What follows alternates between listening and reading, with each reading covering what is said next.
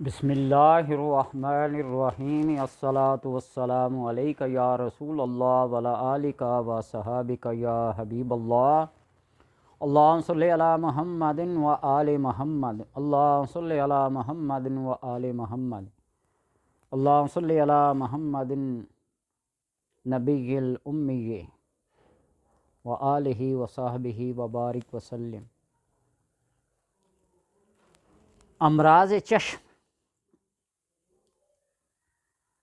یہ جو آپ کی خدمت میں وظائف نسخہ جات بیان کیے جا رہے ہیں، یہ اپنی زندگی کے معمولات اور مجرب المجرب عملیات ہیں، تبھی لوگوں کی خدمت میں پیش نظر ہیں، ہدیتاً تحفتاً۔ آگے سامعین و ناظرین کی مرضی کہ وہ ان عملیات کو اپنائیں یا طریقہ علاج ایلوپیتھی ہو، ہومیوپیتھک ہو، آیورویدک ہو، بائیو کیمک ہو، جو مرضی ہو وہ اپنا لیں، یا خود حکیم بنیں یا خود طبیب بنیں، کہ اپنی مرضی۔ لیکن ایک عمل جو سینہ بسینہ چلا آ رہا ہوتا ہے اور مجرب المجرب ہوتا ہے، کسی ایک کو اپنا لیں۔ امراض چشم جو میرا اپنا سب سے زیادہ مجرب المجرب، اور بہت عرصہ پہلے جب نظر کی تھوڑی کمزوری کمی محسوس ہوئی، اینک استعمال کی، لیکن اینک سے جو الجھن ہوتی تھی اپنے سے بھی زیادہ اس کی حفاظت زیادہ کرنی پڑتی تھی، تو کسی مجدد کا، مفتی کا ایک قول، ایک عمل نظر سے گزرا، میں نے اس کو اپنایا۔ آذان کے دوران میں جب آذان ہو رہی ہو تو آذان کے کلمات کے ساتھ جو دہرائے جاتے ہیں مؤذن کے کلمات کے ساتھ، اللہ تبارک و تعالیٰ اس بندے کو اتنا ہی اجر دیتا ہے جتنا مؤذن کو دیتا ہے۔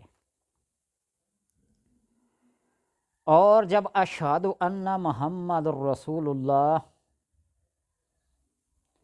یہ کلمات، یہ جملے ادا کیے جائیں تو اپنے دونوں ہاتھوں کے انگوٹھوں کو چوم کے آنکھوں پہ لگا لیں، اور یہ جملے، یہ کلمات پڑھیں، قرۃ عینی بک یا رسول اللہ، قرۃ عینی بک یا رسول اللہ۔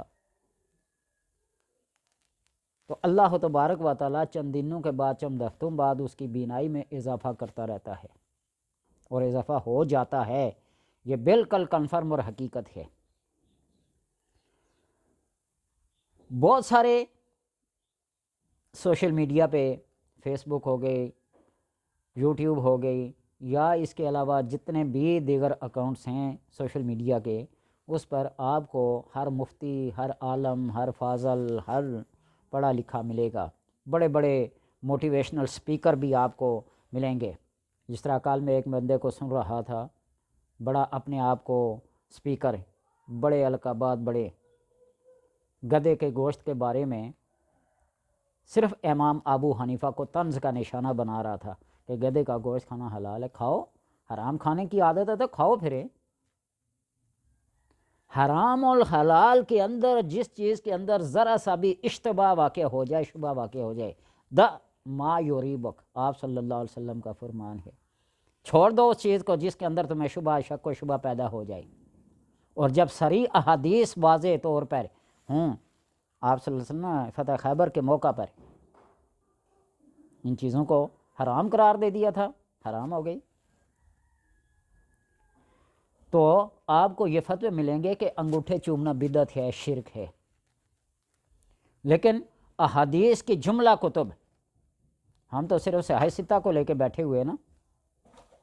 احادیث، حدیث کو معمولی بات نہیں ہے زبان سے کہہ دینا، اور پھر وضو ہو یا نہ ہو، حدیث کا معنی اور مفہوم پتہ ہو یا نہ پتہ ہو، حدیث بیان کرتے رہنا۔ حدیث کے بیان کرنے کا ادب کوئی امام مالک رضی اللہ تعالیٰ عنہ سے پوچھے، پھر حدیث بیان کرے، کوئی امام بخاری سے پوچھے۔ محدثین سے پوچھے کہ حدیث بیان کرنے کے آداب کیا ہیں. ایک طرف سے وہ حدیث بیان کر رہے اور پھر اسے حدیث پر طنز کر رہے ہوتے ہیں، یہ غریب ہے، یہ حسن ہے، یہ موضوع ہے، یہ فلاں ہے. تو پھر اگر ایسی ہیں تو اس کو بیان کیوں کرتے ہو؟ بہرحال بہت ساری احادیث ہیں.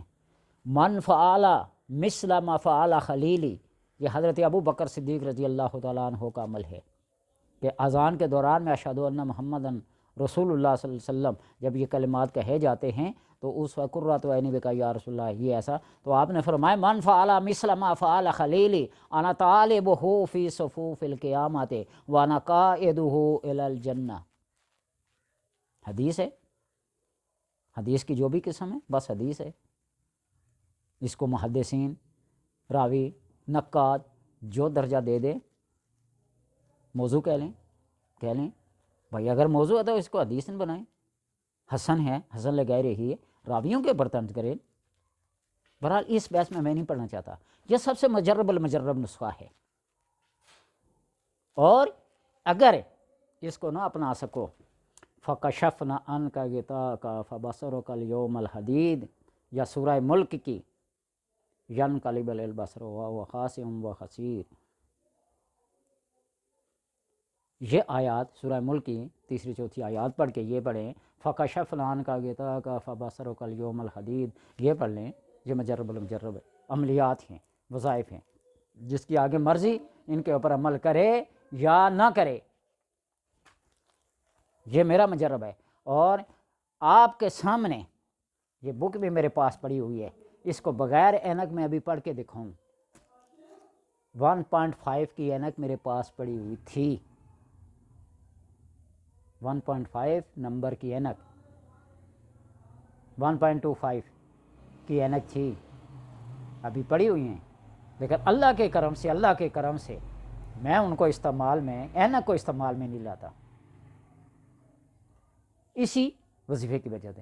یا پھر جب بہت تکلیف ہو، جلن ہو یا ایسی چیز ہو تو ہلدی کو پتھر پہ، پتھر ایسا ہو جس میں ریت وغیرہ، مٹی وغیرہ، کریچ وغیرہ نہ ہو، تو اس کے اوپر کیا کریں، اس کو پانی کے چند قطرے ڈال کر اس کو رگڑیں، اور رگڑنے کے بعد جو اس کا میزہ بنے گا اس کو سلائی کے ساتھ آنکھوں میں ڈال دیں.